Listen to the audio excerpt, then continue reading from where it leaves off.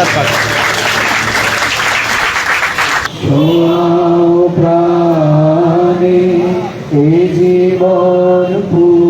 আমি একটা স্বরচিত আবৃত্তি করতে চলেছি। আমার কবিতাটির নাম হচ্ছে অকাল বোধন।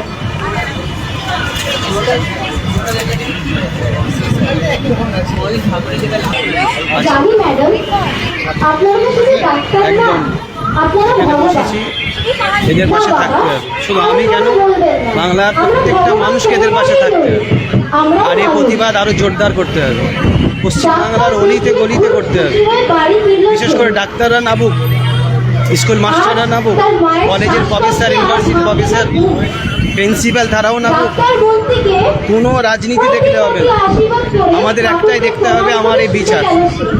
মেন আসামিকে ধরতে হবে, এটা আমাদের মেন উদ্দেশ্য। আমরা যদি এইভাবে ছেড়ে দিই আগামী দিন আরো ভয়ঙ্কর হবে।